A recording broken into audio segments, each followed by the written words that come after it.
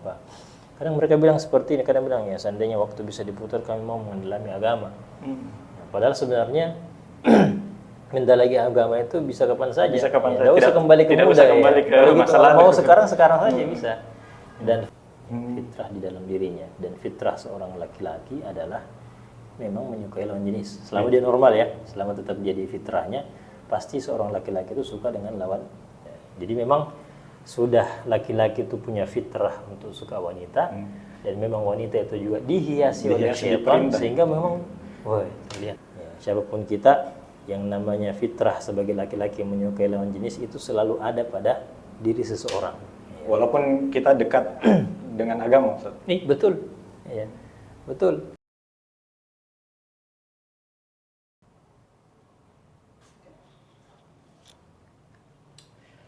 Bismillah, salatu wassalamu ala Rasulullah. Assalamualaikum warahmatullahi wabarakatuh. Teman-teman, kembali lagi bersama MET Muslim Talk, di mana kita akan membicarakan segala hal terkait pemuda. Nah, kali ini ya tamu spesial kita yang sudah menemani kita di episode awal, bersama kita Ustadz Nazim, ya, Ustadz Abdullah Nazim, ST, LC, MPD, Ustadz. MAG. Bagaimana kabar, Ustadz? Alhamdulillah, baik, alhamdulillah. Kembali lagi diundang di acara kita, Ustadz. Dulu itu di Istiba ya? Dulu di Istiba. Bicarakan tentang apa setelah Ramadan. Ya, betul. Ya.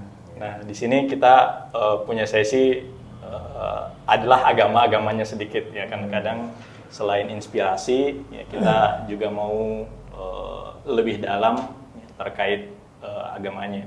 Ya, karena pemateri kita sebelumnya dari pendidikan ya, dari dosen, dari dai ya.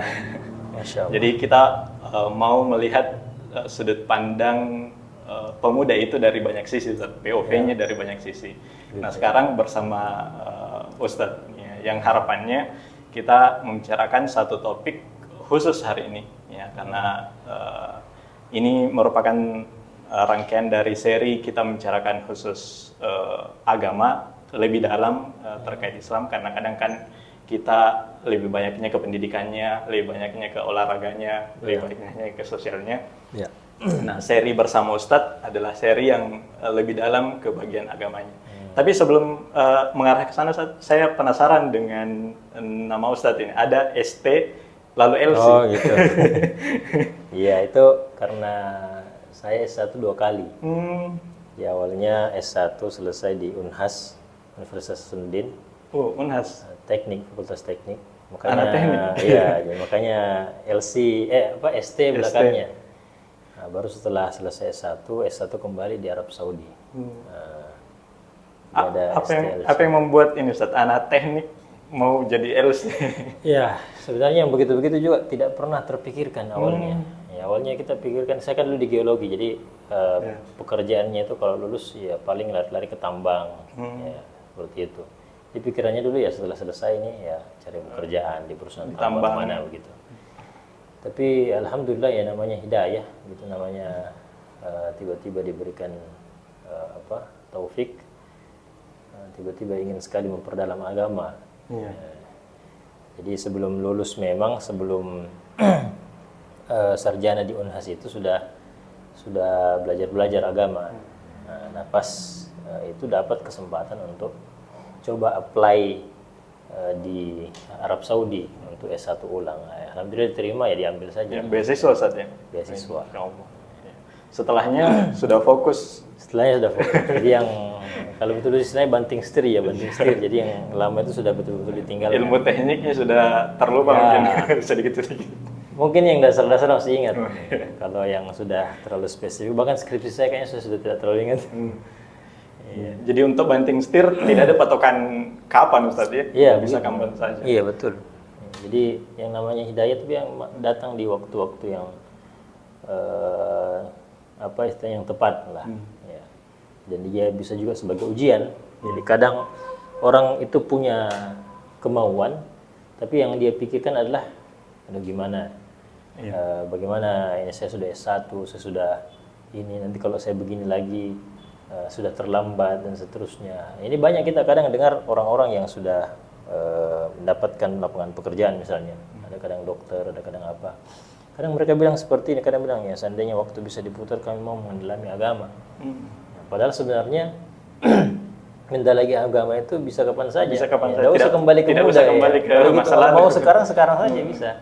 Dan fasilitas dan media untuk belajar agama sekarang kan tidak terbatas, itu luas sekali. Mau lewat online, mau lewat offline, itu ada semua fasilitasnya. Tinggal kita saja mau cari atau tidak. Cenderung lebih mudah sekarang. Ya, cenderung lebih mudah. Ya.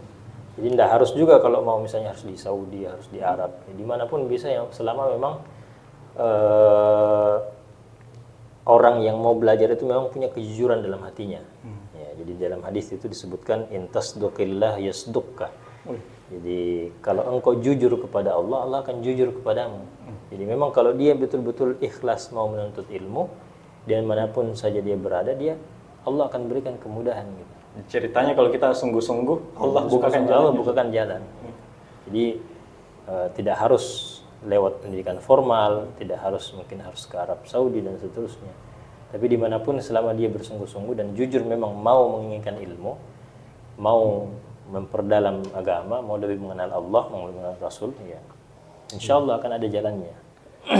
Menarik sekali, Ustaz. Ya, tapi hari ini kita ingin fokus membicarakan sesuatu yang sangat mengkhawatirkan, Ustaz.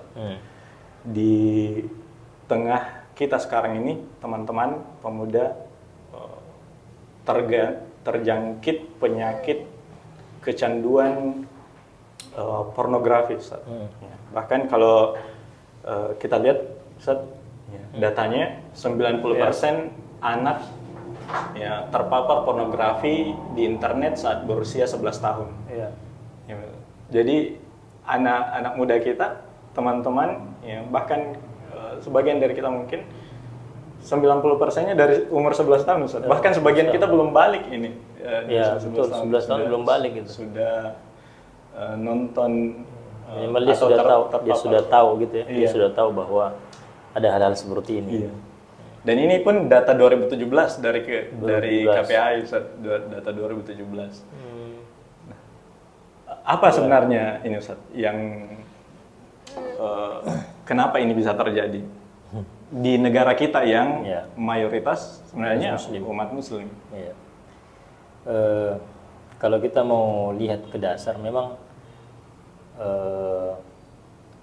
kita ini kan manusia ya, dan manusia itu ditanamkan oleh Allah fitrah di dalam dirinya, dan fitrah seorang laki-laki adalah memang menyukai lawan jenis. Selama dia normal ya, selama tetap jadi fitrahnya, pasti seorang laki-laki itu suka dengan lawan jenis gitu.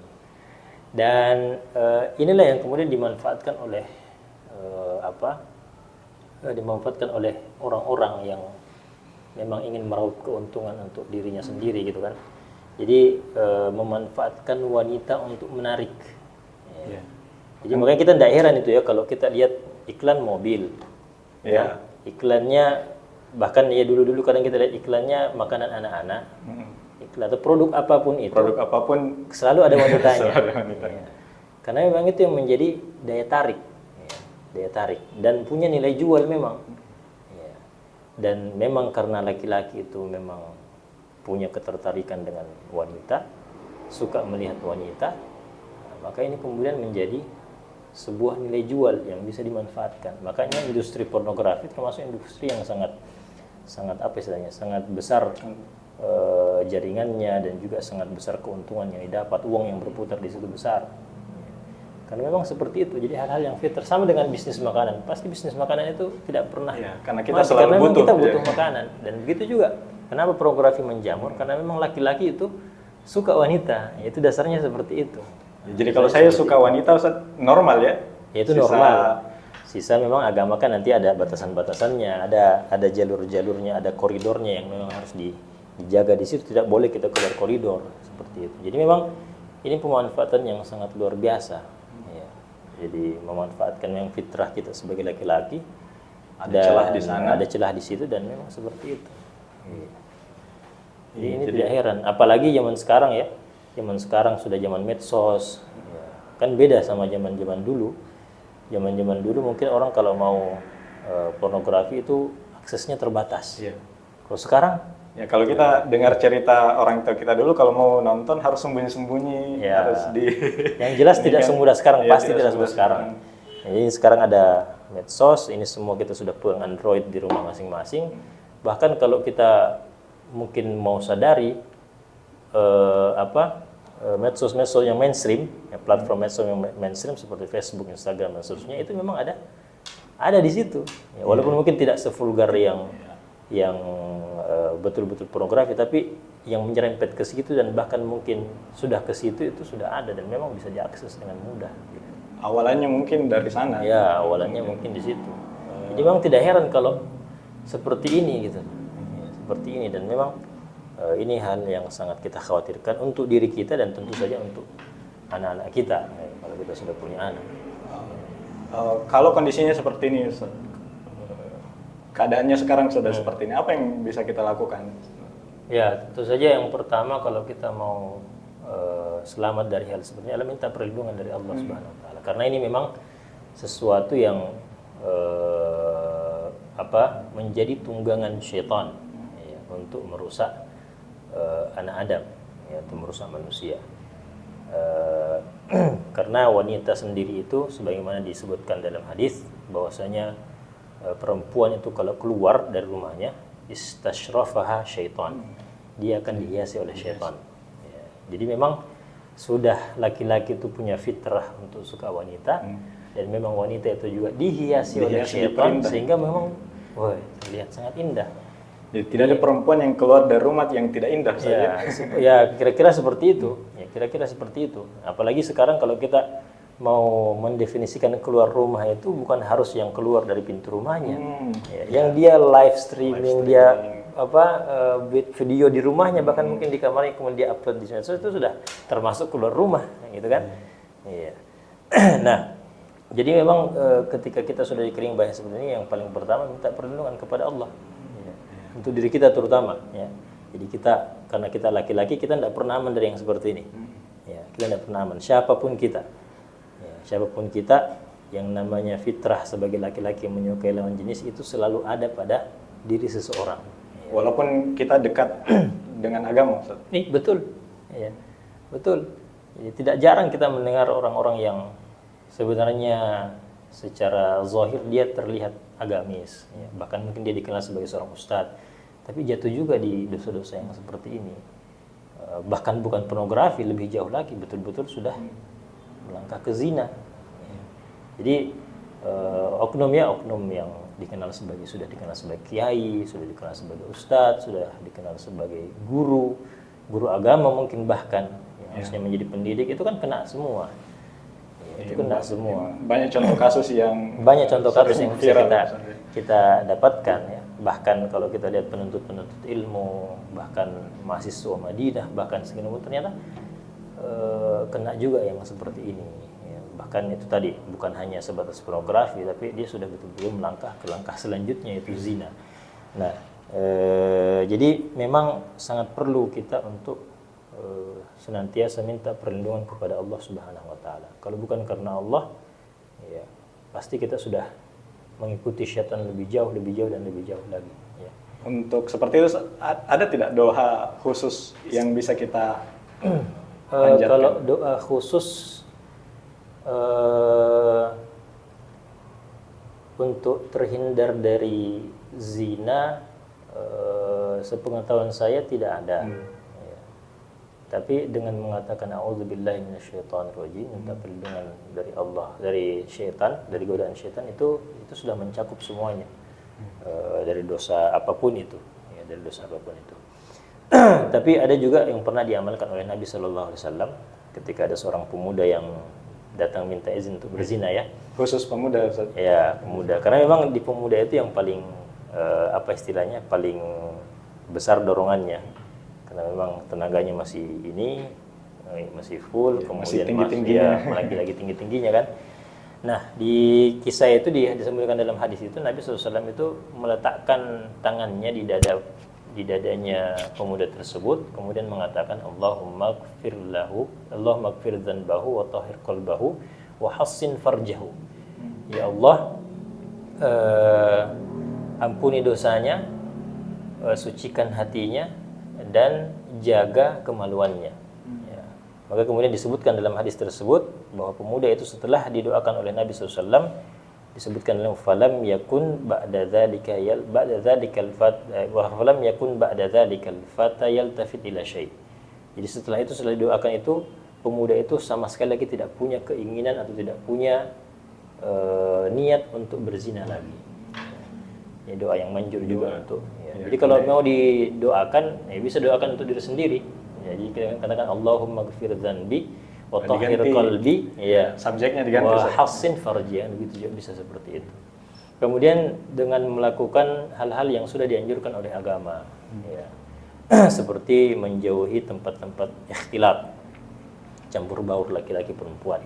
Dan ini bisa kita pastikan ya, kalau ada sekolah atau ada tempat kerja yang ikhtilat, potensi terjadi zina di situ pasti lebih besar. Potensi selingkuh ya. Potensi selingkuh juga banyak di tempat ya, kerja. Itu. Ya, bisa coba cari penelitiannya. Ya. Perselingkuhan wanita karir. Itu bisa dilihat. Kalau nggak saya pernah nggak tahu tahun berapa itu ya. Saya lupa juga. 3 dari 10 atau berapa wanita karir itu pernah terlibat selingkuh. Ya.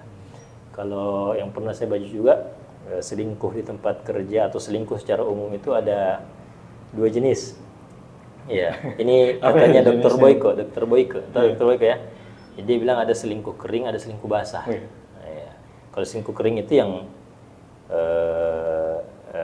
mesra-mesra di chat, dia sudah panggil babe, panggil sayang, terus sudah mungkin kalau makan siang bareng, gitu kan. Ada kerjaan atau diutus atau ada kerjaan lapangan, dia jalan bareng gitu sama ini.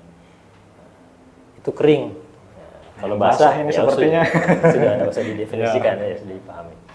Nah, memang seperti itu. Jadi memang menjauhi tempat-tempat ikhtilat supaya ini. Kemudian seperti hal yang menjaga pandangan,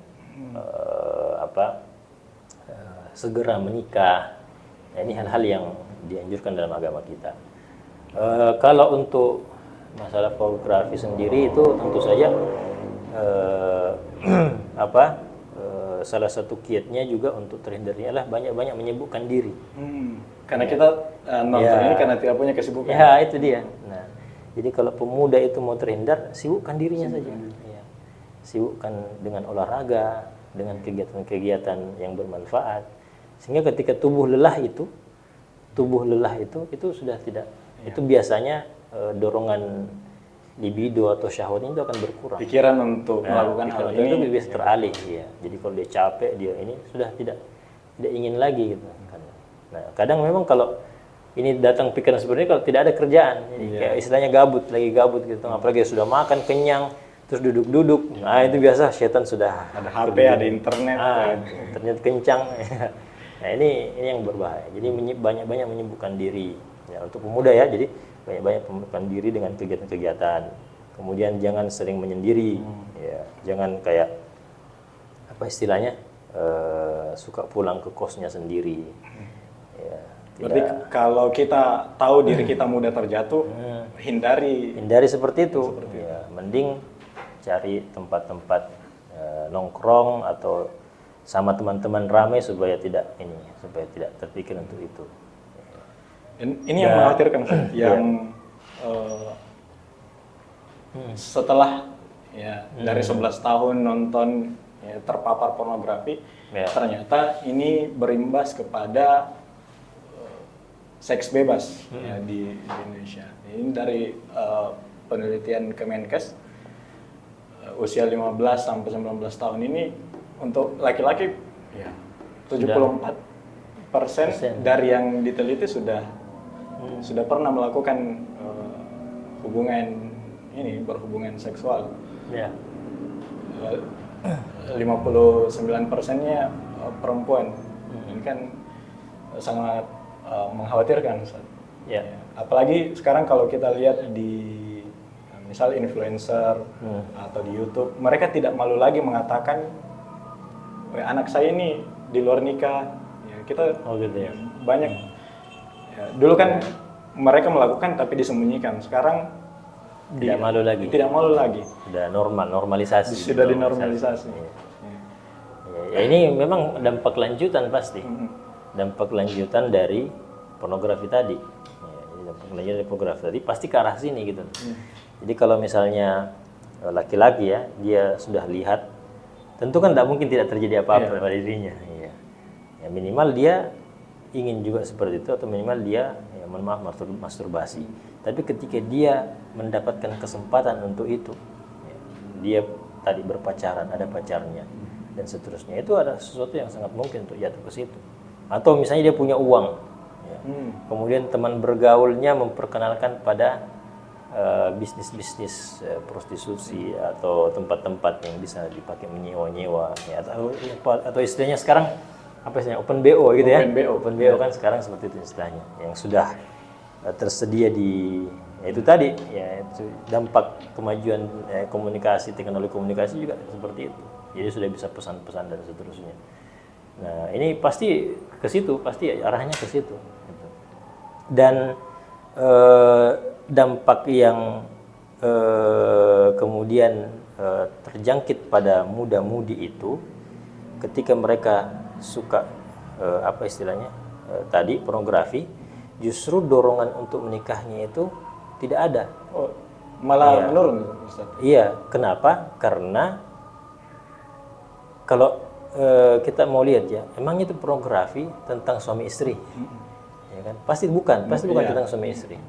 Nah, maka kemudian yang kemudian tertanam di dalam orang-orang atau anak muda yang berpikir seperti itu adalah untuk melakukan seks bebas sebagaimana yang mereka sering nonton, ya, dengan temannya kah, ya, dengan pacarnya, kan itu yang paling sering, dengan pacarnya dan seterusnya. Jadi justru dorongan untuk melakukan seks besar tapi menikah tidak terpikir. Nah, kenapa? Karena terbentur, oh saya masih SMA, belum pantas nikah. Saya masih belum ini, saya masih belum apa dan semua itu belum kerja sebenarnya. Itu membuat mereka jangan nikah dulu. Tapi untuk seks, sekarang bilang oh bisa seks. Karena dorongannya besar, peluangnya ada. Dan juga peluangnya ada. Ya, jadi kayak berpikir seakan-akan nikah ditunda, tapi seksnya bisa sekarang. Gitu. Nanti tobat setelah menikah. Ya, memang bisa begitu saat ya. Ya bisa saja seperti itu, tapi siapa yang tahu kita bisa sampai kepada tobat seperti itu. Nah, jadi memang seperti itu. Jadi memang bahaya sekali. Ya, jadi yang menjadi fantasi mereka, yang menjadi kesenangan mereka adalah ya, hal-hal yang biasa mereka nonton. Ya, mereka berpikir kehidupan pernikahan akan seperti itu. Iya, nanti nikah tuh kalau sama, misalnya nanti nikah kalau sama perempuan yang sudah baik, sudah mapan, sudah betul-betul siap untuk keluarga. Ya, karena kan orang menikah itu kan memang melakukan hubungan itu juga selain memang karena itu kebutuhan biologisnya, karena memang mau punya keturunan. Ya, kan beda kalau sama anak-anak sekolah SMP SMA. Ya. Mereka tidak berpikir mau punya keturunan, cuma berpikir untuk apa? Untuk memuaskan, terutama pada laki-laki. Ya. Kalau perempuan biasanya dia cuma karena terbawa godaan buaya-buaya ini.